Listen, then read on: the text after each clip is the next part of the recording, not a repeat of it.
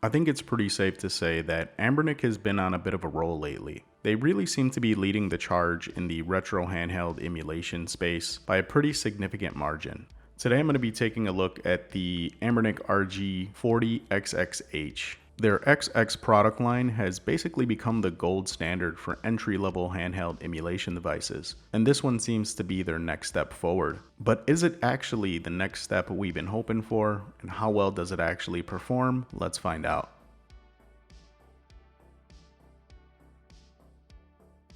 Inside the box, you have the 40XX-H itself, a USB cable for charging and data transfer, and a basic set of instructions. Under the hood, its specs are very similar to what we've been seeing with the RG35XX product line, with the major noticeable difference being the larger, more vibrant display. So that means we're going to get a lot of the same performance that we're accustomed to seeing. All of the 8-bit up to the 32-bit stuff should run relatively smoothly, and it should be able to dabble in PSP and Dreamcast. I have to say, I really like the overall design of this handheld. The ergonomics are some of the best I've seen from Anbernic, and its 4 face buttons and directional pad are of excellent build quality.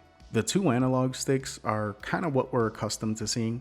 They have that same familiar Nintendo Switch Joy-Con kind of feel to them, but they do light up with this really neat RGB glow once the handheld is powered on. It's definitely a stylish little gadget, I will give it that. Topside, we have a huge improvement from the 35XX-H. I'm so glad they decided to ditch those side-by-side shoulder buttons and give us the more traditional kind. These shoulder buttons feel really solid, they're nice, tactile, and clicky. You also have the power button, the volume rocker, a USB Type-C port, a reset button, and HDMI output.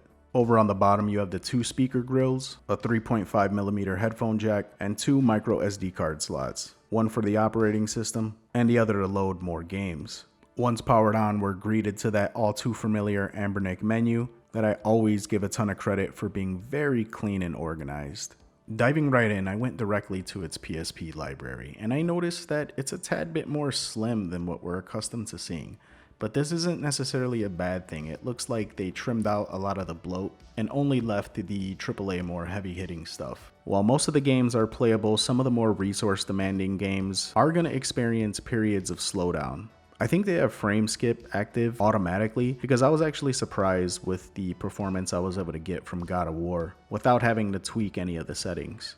Similar to the previous XX product line, it dabbles in PSP, but it's definitely not the best performance for PSP emulation. Switching over to Dreamcast, Anbernic really got their stuff together because every single Dreamcast game I tried ran damn near flawless on here. Not to mention, this display is gorgeous. Everything was bright, vibrant, and colorful. When it comes to N64, I have to say I was pretty disappointed with the library of games that they had available on here. Granted, you can always add more games yourself, but there are some people out there that are looking just to pick up and play.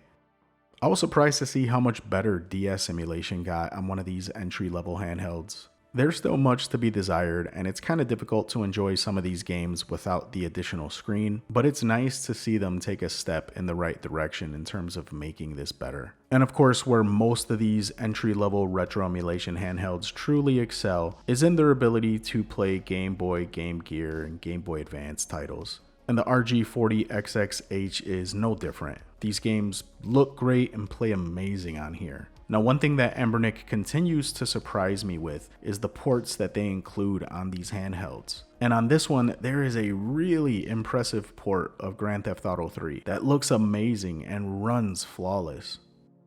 So the RG40XX-H, I have to say this is one of the better handhelds for someone who's just looking to get into this space. If you're new to this whole retro emulation handheld bit and you're looking for a good place to start, look no further than this one. If you currently own an RG35XX-H or a 35XX-SP, I really don't see any reason to go run out and buy this one. At this price point, this handheld really does a lot. But you have to understand, it's tailored more so for those that are just looking to start out, not for those that are looking for an upgrade.